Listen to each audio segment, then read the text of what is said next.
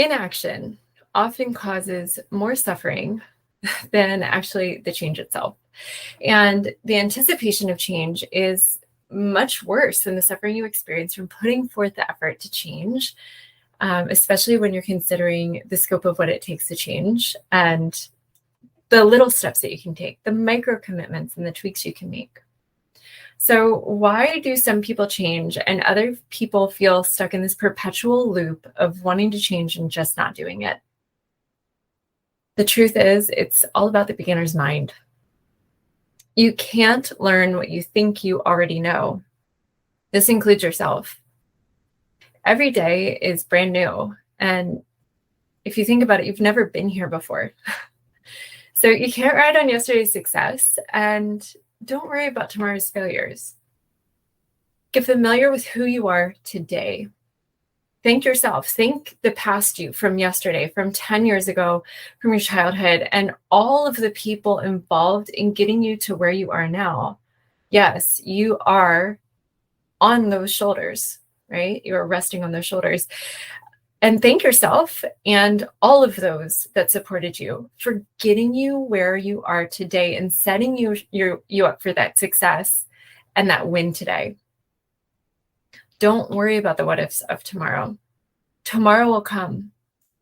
In responsibly planning for tomorrow and the future and taking care of the present moment, meaning you're taking action that aligns with the outcomes that you desire most, you are positioning yourself for success tomorrow and the next day and the day after that and 10 years from now. These steps taken every day, day over day, that daily consistent practice is what creates your future. If you find yourself suffering from any situation in your life, get curious. What is the root cause of that suffering? What information do you need to transform that suffering? And what thoughts, perceptions, or even language you're using is creating that feeling of suffering in your experience? What box have you put yourself into?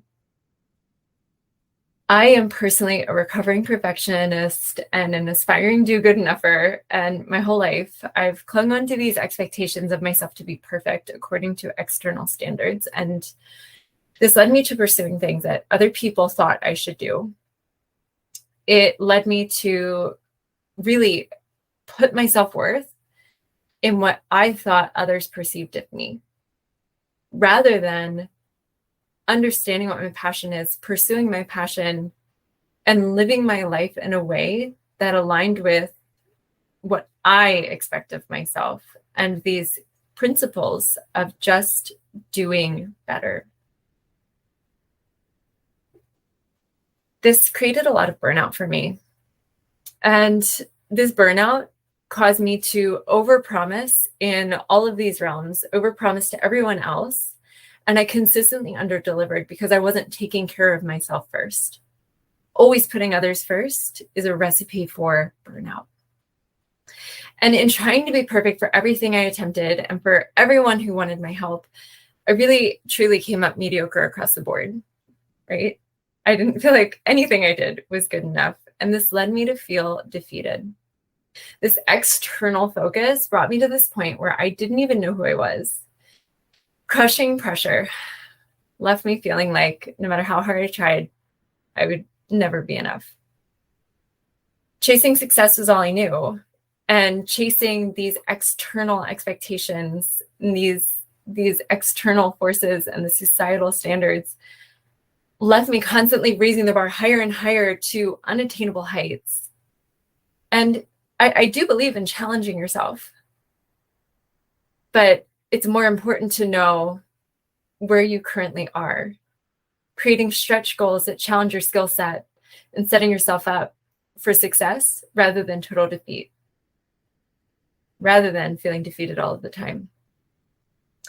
And really, as I was chasing these external standards that stretched me beyond where my skill set currently was, I felt I should be able to do things simply because it was the standard or the optimal target. But when I stopped to take the time to consider what was within my reach, I quickly realized, why should I be able to do something if it wasn't currently in my practice? and I haven't been cultivating the skills necessary to achieve what I thought I should achieve.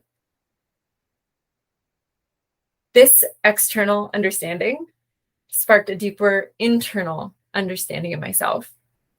This box I put myself into, these thoughts, these expectations and perceptions, even the language I used with myself, really blocked my natural change process from resting on a solid foundation. Success is not final. Failure is not fatal. This means that progress is a twisting, turning path. Day over day, working on building a solid foundation and learning and growing and taking action and creating these daily wins, that creates success in the moment. And success looks different day to day. Success is not about that outcome. It is not a final destination you arrive at. Success is defined within the day as being intentional with your behaviors and actions implemented that align with the desired outcomes. It looks different daily. Doing the behaviors is the goal rather than the metrics, and making sure these behaviors are appropriately aligned to those end outcomes. That's more important than the metrics. So when you want to experience the outcomes of change, you must look inward and objectively assess how your behaviors are aligned with that desired outcome. Think objectively. What in your practice is creating what you want most? What in your practice is just not serving you? And when you look at these concepts and you recognize the root cause of shame and guilt, you recognize quickly that your short-term behavior is taking away from your long-term goal. That's where that discomfort, the majority of that discomfort sits, right? And the anticipation of making that change or reaching for a behavior that's going to stretch your skill set and create a little bit of discomfort, that's stepping into the unknown and aligning yourself with the long-term goals, can be a little bit scary. But the suffering of anticipation is much worse than actually taking that step, if it's an appropriate step for you.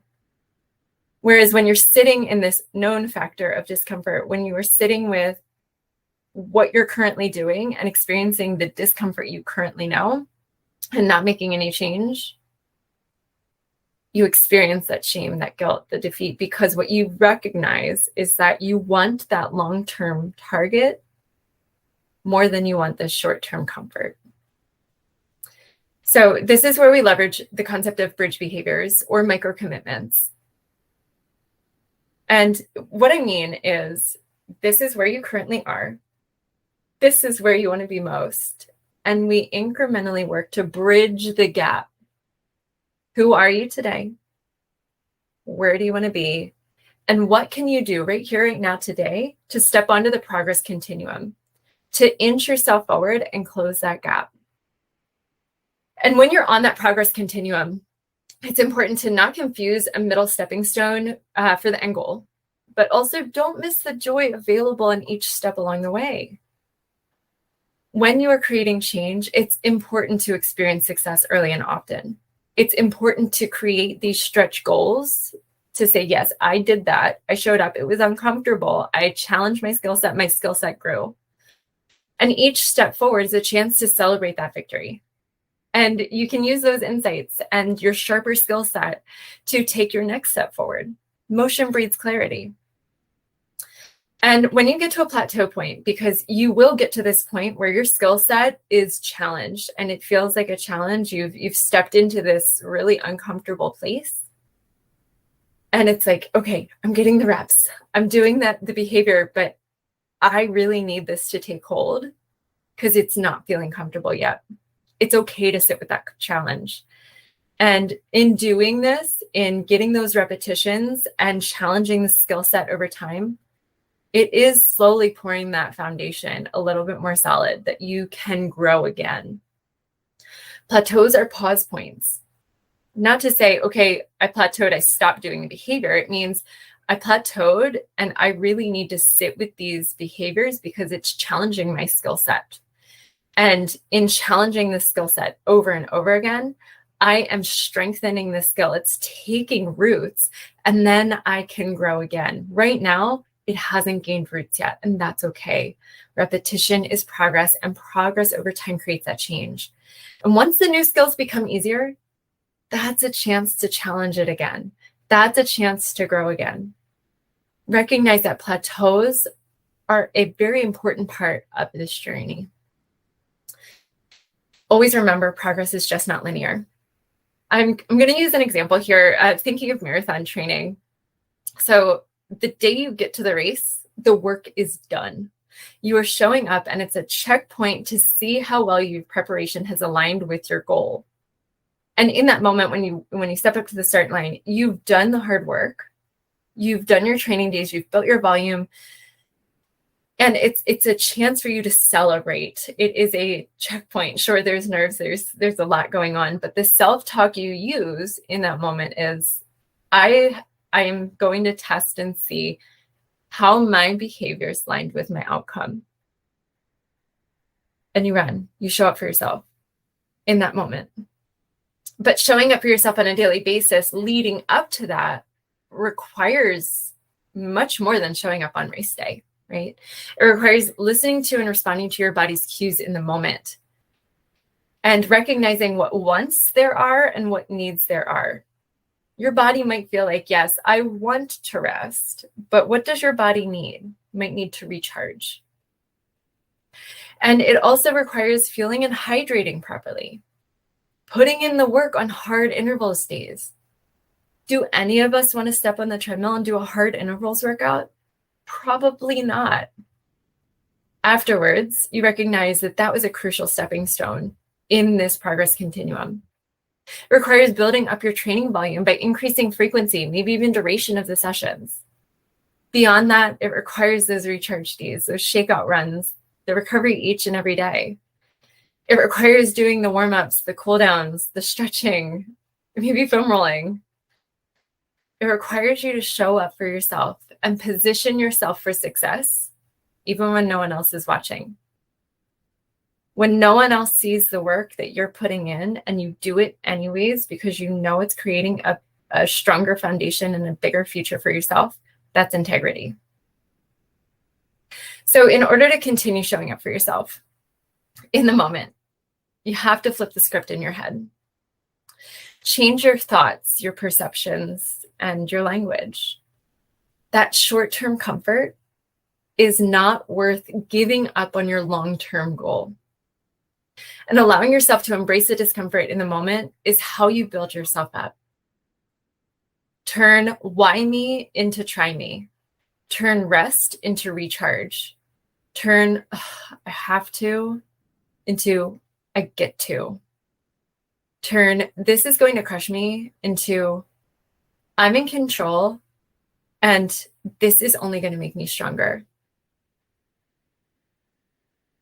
Having that curiosity is what opens you up to testing your limits. And if you never test them, you will never know what you're capable of. So embrace a new way of talking to yourself. Tackle each day with a childlike sense of play and curiosity. Don't settle for, oh, I've always done it this way, and get out of your own way. Step out of the box you've put yourself into. When you change your thoughts, perceptions, and take on a beginner's mind, you have the power to change your life.